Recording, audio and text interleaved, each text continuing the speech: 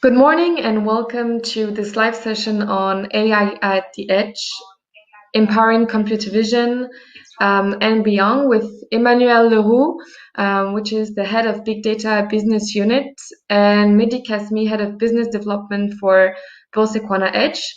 You can ask any question in the pop-up just below the video, and we'll take time at the end of the live session to answer them. So I will leave the floor to Emmanuel. Thank you, Maria Steele, and welcome everyone. A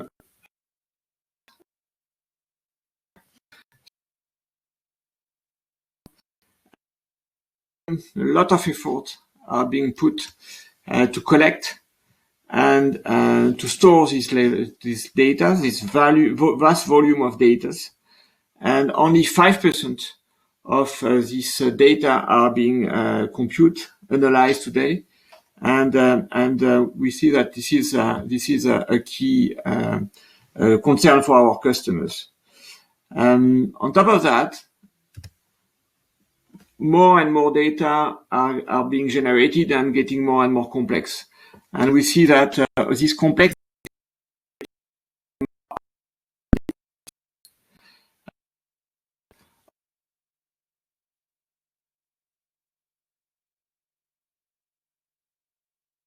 and these data are processed and need to be processed outside of the data centers. So we see that we have a large amount of data that is being created. This data is being created outside of the data centers, and we should more and more also capture video and images as part of these IoTs, and that's why we are now more and more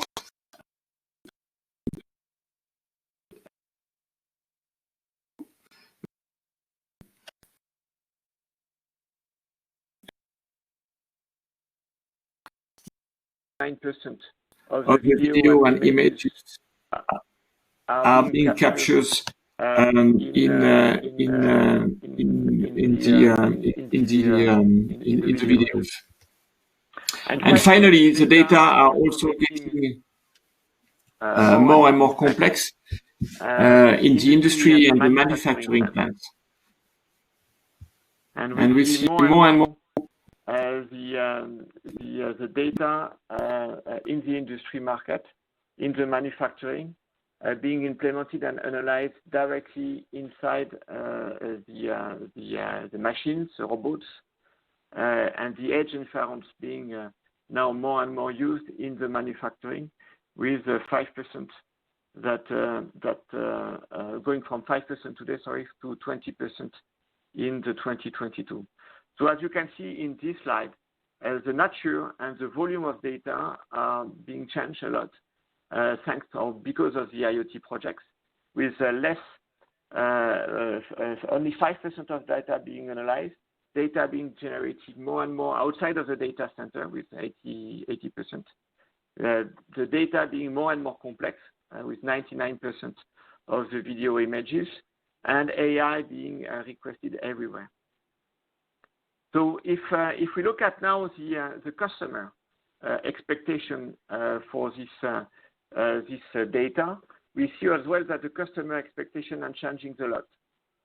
Why? Because first, our customers more and more want to consume this data in real time and get very fast decisions to be able to cope and take actions based on this data. Second, we see more and more customers that are requesting local decisions, not waiting for cloud or remote data centers to take the decision, but being able to take immediately the decision. With this vast amount of data being generated, there is a risk of having also a big increase into the cost of this data, and we see that our customer wants to manage, do the analytics in real time of all this data, but keeping the cost under control. Security is another very big concern for our customers. With the IoT projects, data are generated, as we see before, everywhere outside of data centers, And this is creating a new risk in terms of security that needs to be managed end-to-end by the solution that we are proposing. And finally, a lot of analytics today have been deployed and developed using the cloud framework, using tools that are deployed in the public cloud. And the customer wants to have a very smooth transition and a very good experience between what they are using today in the cloud and what they will use tomorrow when they will analyze all this data at the edge. And being able to have a very smooth transition, being able to reuse the cloud, the tools that are available in the cloud at the edge is another very important expectations from our customers. If we take the example of the 99%, which is a very, very impressive statistics and trend, we see that and most of these criteria, these 5 criteria, are met in a very specific use case around computer vision. When we are doing computer vision, we are gathering a large amount of data from all the cameras and video streams. We need this analytics, this data, to be analyzed in real time, to be analyzed locally in a city, in a manufacturing, in a transportation device like a boat or a train. So the decision needs to be real time, needs to be local. The data is obviously very complex. So edge computing and computer vision is clearly an example of an edge data that are generated at the edge, that are getting more and more complex, but also where the expectation from our customers is to get real-time and local decision. To deliver all these use cases, all these analytics at the edge, the ecosystem is also very important. Within Atos, we are used to work with a lot of partners, and for the edge and the data analytics, we also created a very large ecosystem of partners through alliance, through very specific partners around video analytics that you can see in this screen. And thanks to these ecosystems and this very tight integration of this ecosystem with our products, we are able to provide to customers end-to-end solutions that will cope with the new data, the type of data that we have to manage, as seen before, very complex, requesting a lot of AI at the edge, and also provide customers with the experience that they are looking in terms of real-time analytics, in terms of being able to do local decision in full security, reusing the same analytics tool that is being used in the cloud computing. Let's now cover some of the concrete example with client stories that we have deployed in the past months. And I will leave the floor to Mehdi Kasmi, who will go through these customer examples.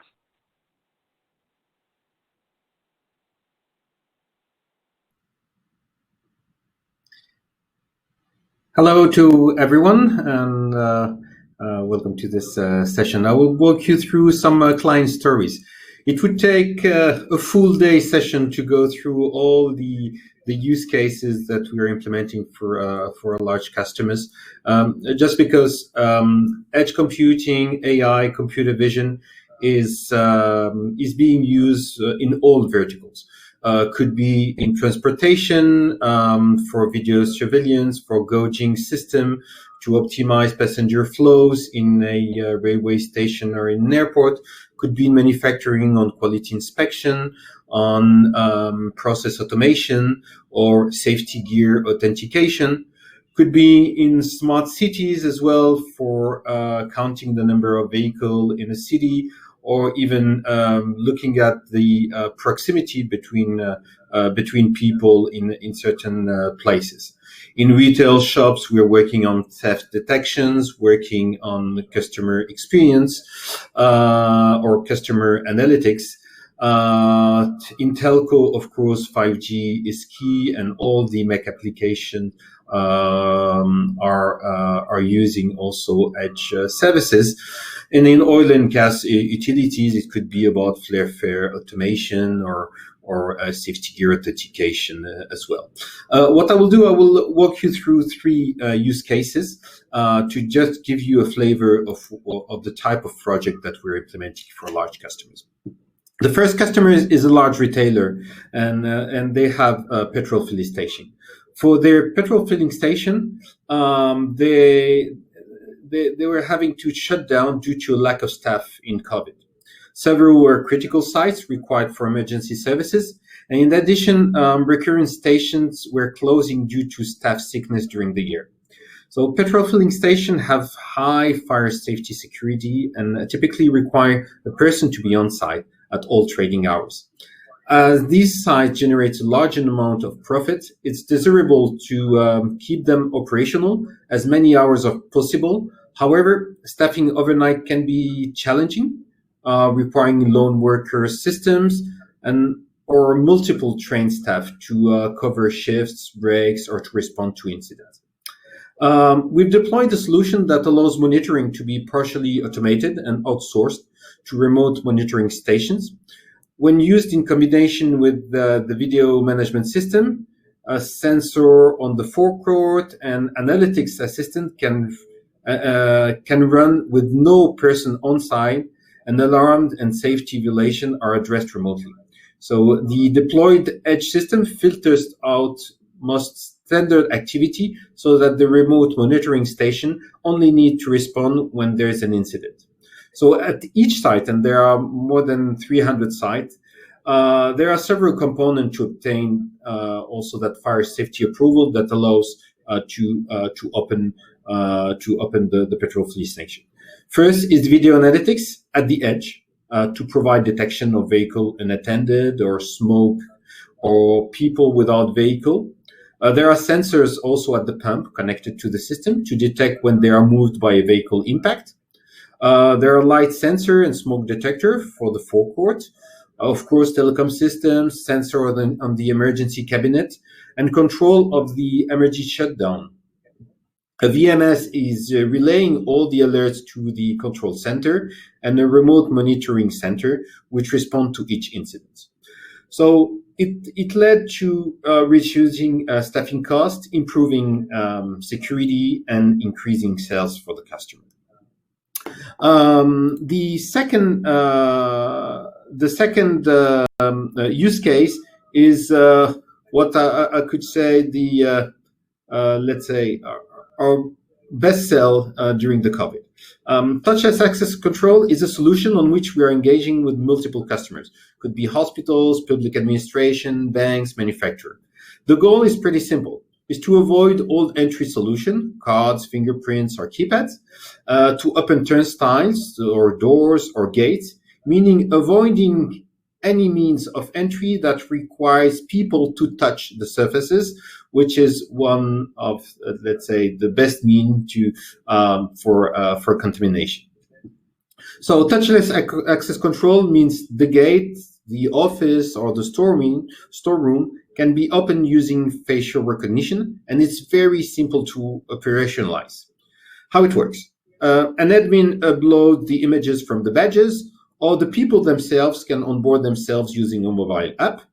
With an existing CCTV camera that are positioned at the point of entry and the device or on a device, we detect the people, and the right people are able to enter. And if they are not detected, they cannot enter to the right solution to the entry point. The system can be used alone or together with any standard access control system, which are the RFID-based solutions. The last example, the last use case I want to go through is the one that we've implemented at Golden Nutrition. Golden Nutrition is an innovator in health and creator of the first apple cider vinegar gummy. They are experiencing an exponential growth. But they are limited with manufacturing at the moment because they only have few manufacturing lines, and cannot keep up with the demand on their product nor scale their business. So because of this, downtime on the manufacturing line was extremely critical. So Goldie is in the process of scaling their manufacturing lines and have asked that we get ahead on the predictive maintenance of these lines. We are anticipating machine failure, monitoring asset behavior, analyzing trends with robust reporting tools in their factories. Atos is providing predictive maintenance as a service by implementing data processes and data science software that leverages compute at the edge to produce predictive insight to maintenance and operation centers. So our edge servers are providing real-time data science prediction and data ingestion to anticipate machine failure, monitor asset behavior, and analyze trends with robust reporting tools. I will now hand over to Emmanuel for the presentation of our BullSequana Edge service. Thank you. Thank you, Mehdi. We have seen that we have many different examples of deployment of our edge solutions. Let's now look at the details of these solutions and the different components that we are deploying in these projects. At the heart of our solution is the new BullSequana Edge server that we have launched during the Tech Days edition in 2019, last year. And this device is a big change into the market because this is a real edge and a real server. So it's an edge device because this computing machine can be installed everywhere. We can put it on a desk, we can put it in a wall. It's a very small device that can be deployed in a lot of different places in a wider range of temperature in comparison with the normal servers, and does not require intensive air conditioning to be able to work. So it's a real edge device also because we have implemented natively in this server all the protocols, the wireless protocols with 4G, very soon 5G, the Wi-Fi, the LoRa protocol that is being used in all the IoT projects. We also have put, and we will see more details in the next slides, very in-depth security features to protect the access and the data that are stored in these devices. So this is a real edge device, but this is also a real server because we implemented in this box a huge computing power, first using an Intel enterprise class CPU, but also with the possibility to deploy within this box two NVIDIA T4 GPU that are fully optimized to a large data set and computer vision analytics. And finally, on this device, we have integrated all the protocols and the software stack to be completely integrated into the public cloud provider. As I mentioned earlier, most of our customers today have deployed their analytics on data centers using the cloud analytics tools. That's why this device is fully integrated today with Azure IoT, with the Google Atos framework, with the AWS Greengrass framework. But we have also worked with some more industry-oriented cloud providers like Siemens with MindSphere, which is also deployable and fully integrated with this edge device, and the NVIDIA EGX Edge stack, where you can develop NVIDIA compliant applications and store them in the EGX store from NVIDIA and have a very smooth deployment in each of these BullSequana Edge server. And finally, maybe the most important, we pick and choose a very specific components to be very, very effective in terms of green, in terms of energy consumptions, so that we can really deploy and use and optimize the AI by using a very low energy components at the edge, which is more and more important for our customers and for the decarbonization driver that is now a key driver within Atos. So as you can see, at the heart of our solution, the BullSequana Edge is providing real edge device capabilities with high computing performance in a fully secure, cloud-ready, and energy-efficient environment. But this is not the only component that we are deploying as part of this edge project, because of course the capacity to in the middle between the IoT objects that are generating the data and the cloud computing, it's important to get these fully secure edge devices. But we see more and more of our customer needing and putting security at the heart of the IoT projects as well. And thanks to the IP products that we have deployed and developed within Atos, to centralize the key management, the PKI certificates, with embedded HSM, or we have specific box that we will deploy as part of the IoT projects with an HSM, we are able to secure the end-to-end IoT projects from the objects generating the data, the protocols between the objects and the edge server.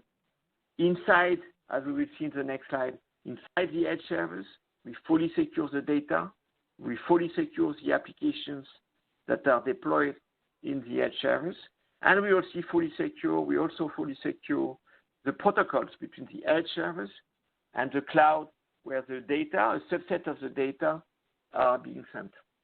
So the end-to-end security is a key driver of our solution as well.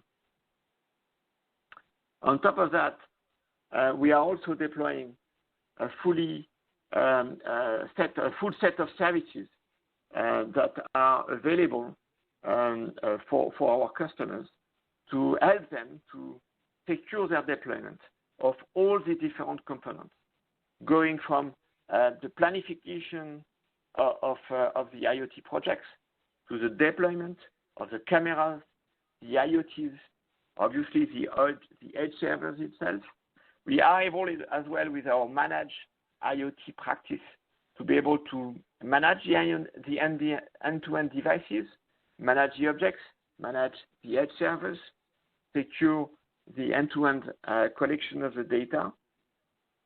So we are able to offer to our customers a full set of services to help them to secure and speed up the deployment of their IoT project. If we now look at the security within the edge server,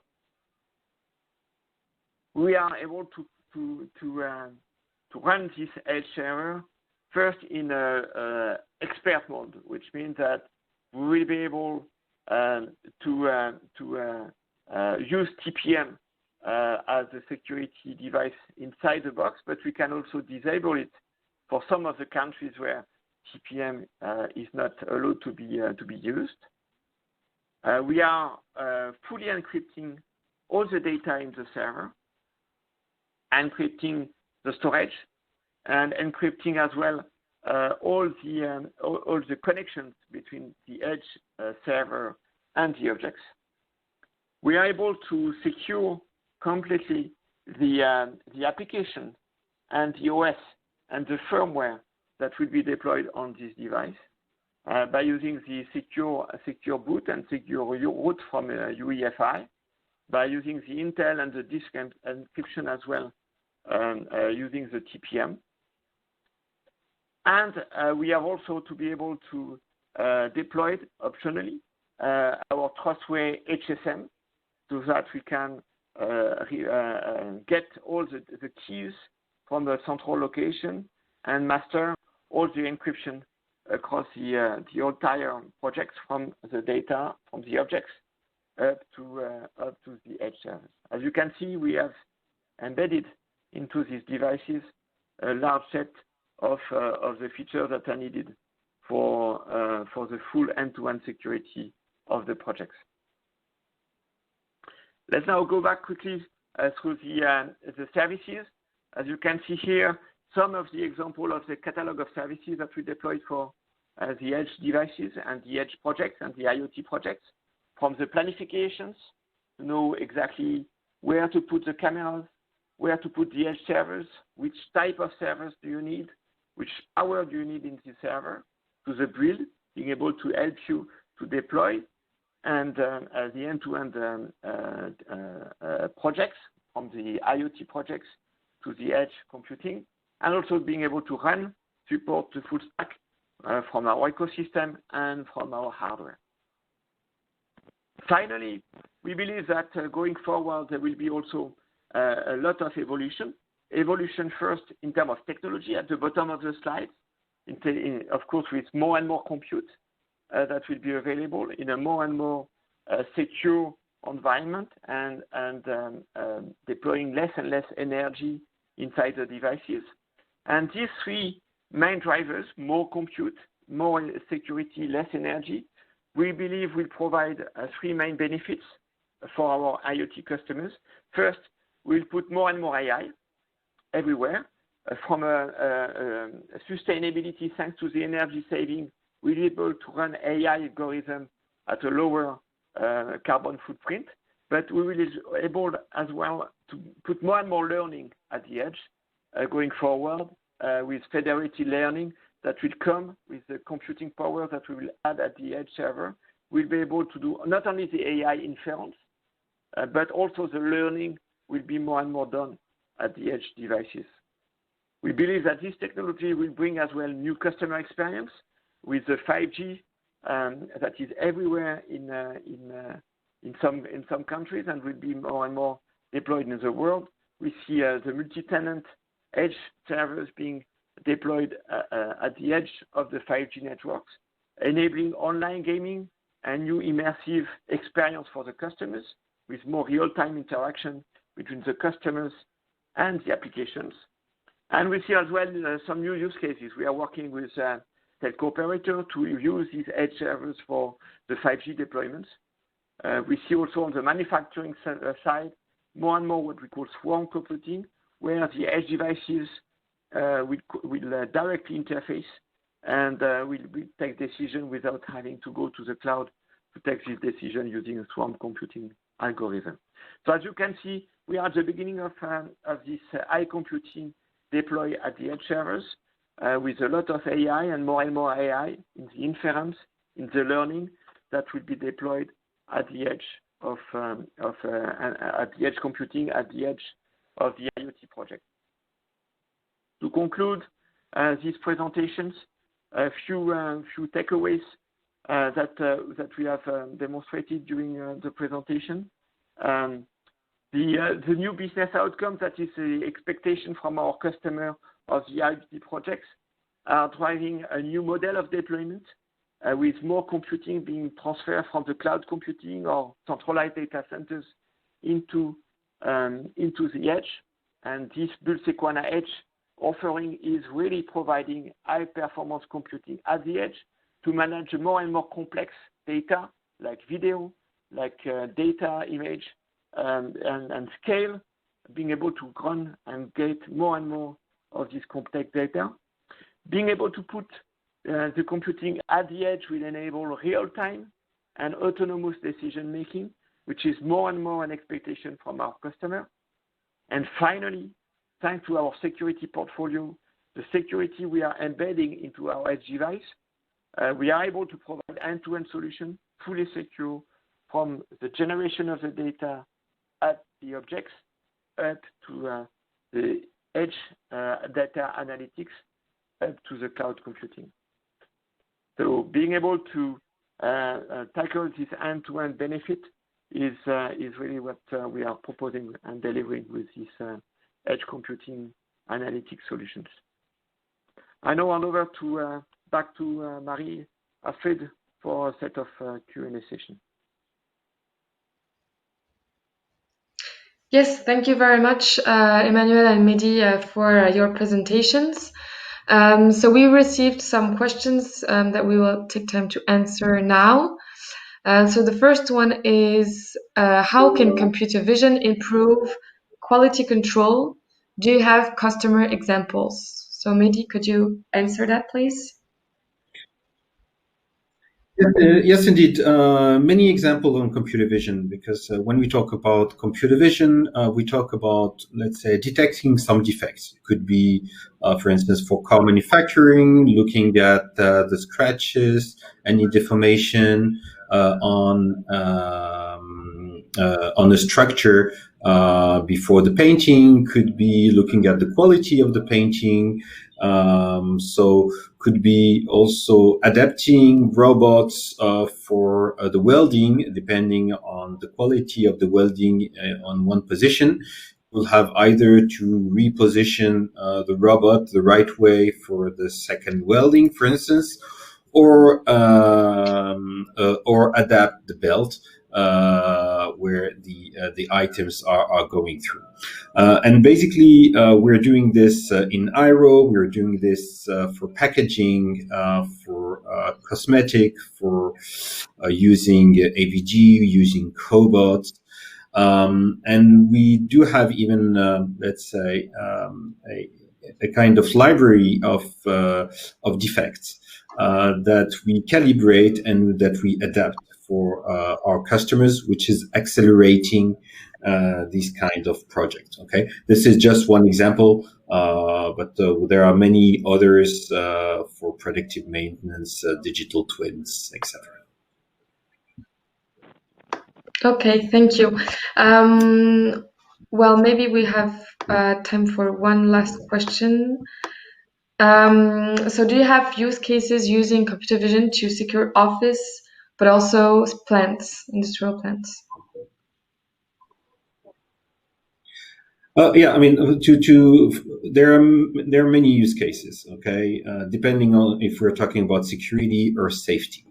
Let's talk about safety because COVID is we have to live with it now. So basically, we do have use cases about proximity detection, detecting if people are close to each other's or not. The goal is not to detect the person themselves, but really detecting the areas where people likely spend some time together very closely.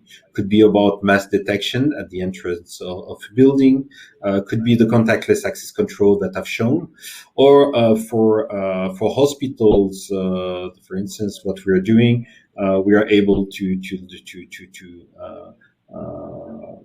ask questions using camera and a screen, and just with some gesture, responding that way to say yes or that way to that way to say yes or that way to say no in front of the camera, able to answer to a questionnaire without touching anything. So it allows also to, let's say, to make a triage on the patient who are entering into a hospital, for instance. So these are the kind of examples we are doing. And of course, in security, it's about perimeter protection. It can be about identifying a drone nearby an industrial site. Could be many use cases are available and already implemented. Okay, thank you very much, Mehdi. So thank you all for participating to this live session.